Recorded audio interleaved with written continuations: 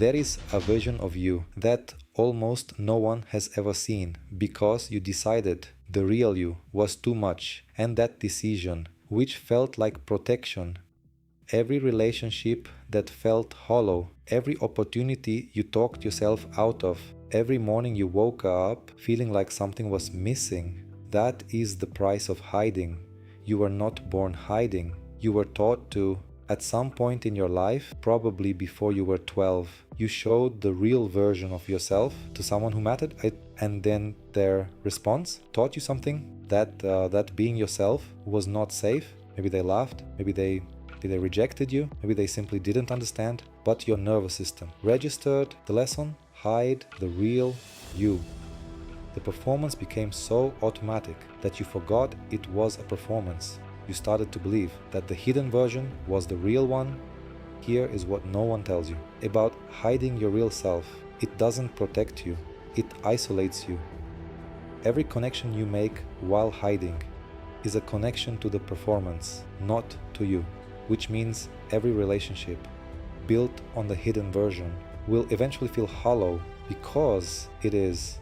The people who say they love you, do they love you, or do they love the version you perform for them? The most dangerous thing about hiding is not that others don't see you, it is that eventually you stop seeing yourself.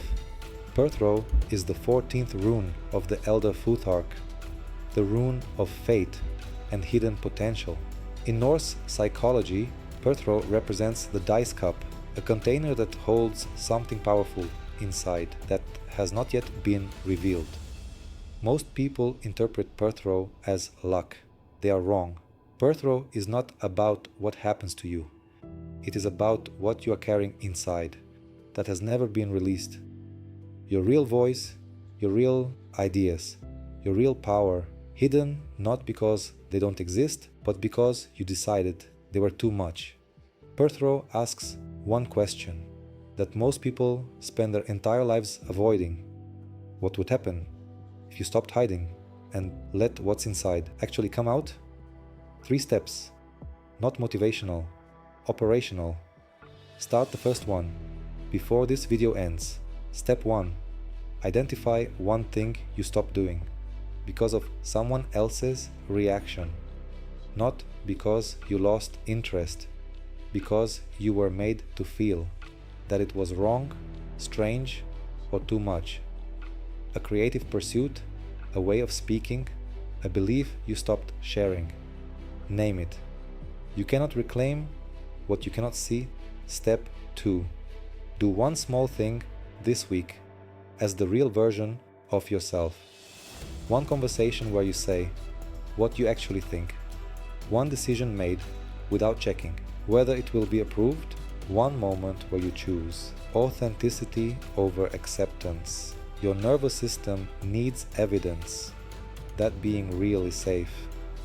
You build that evidence, one moment at a time. Step 3.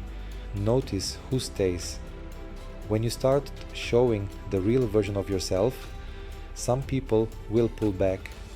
Let them. Their comfort with the performance was never connection. It was convenience. But some people, the ones who were drawn to you, even through the performance, will move closer. Those are your people. Perthro doesn't promise that everyone will accept the real you. It promises something better, that the right ones will. You have been performing a version of yourself for so long that you may have forgotten what the real one feels like. Perthro remembers everything you decided was too much. The intensity, the ideas, the way you see the world was never the problem.